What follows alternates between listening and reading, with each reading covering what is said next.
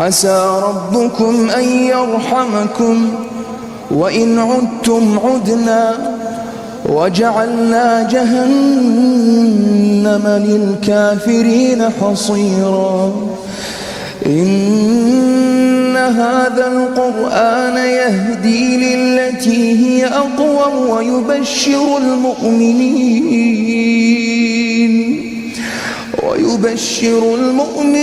الذين يعملون الصالحات أن لهم أجرا كبيرا وأن الذين لا يؤمنون بالآخرة أعتدنا لهم عذابا أليما ويدعو الإنسان بالشر دعاءه بالخير وكان الإنسان عجولا وجعلنا الليل والنهار آيتين فمحونا آية الليل وجعلنا آية النهار مبصرة لتبتغوا فضلا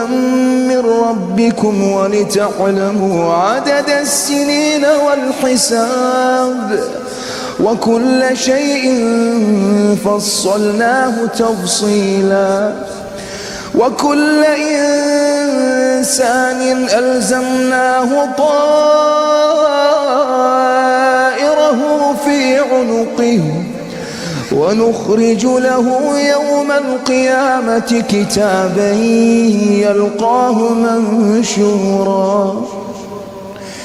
اقرأ كتابك كفى بنفسك اليوم عليك حسيبا من يهتدى فإنما يهتدي لنفسه ومن ضل فإنما يضل عليها ولا تزر وازرة وزر أخرى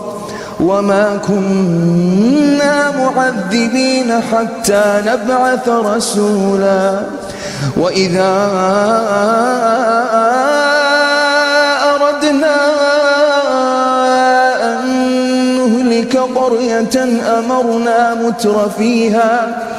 أمرنا متر فيها ففسقوا فيها فحق عليها القول فدمرناها تدميرا وكم أهلكنا من القرون من بعد نوح وكفى بربك بذنوب عباده خبيرا بصيرا من كان يريد العاجلة عجلنا له فيها ما نشاء لمن نريد ثم جعلنا له جهنم يصلاها مذموما مدحورا ومن أراد الآخرة وسعى لها سعيها وهو مؤمن فأولئك كان سعيهم مشكورا كلا نمد هؤلاء وهؤلاء من عطاء ربك وما كان عطاء ربك محظورا انظر كيف فضلنا بعضهم على بعض وللآخرة أكبر درجات وأكبر تفضيلا لا تجعل مع الله إلها آخر فتقعد مذموما مخذولا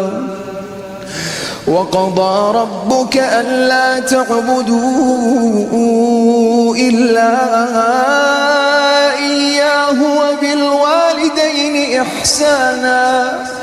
إما يبلغن عندك الكبر أحدهما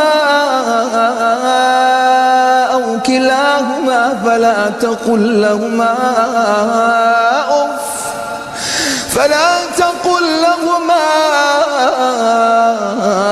أف ولا تنهرهما وقل لهما قولا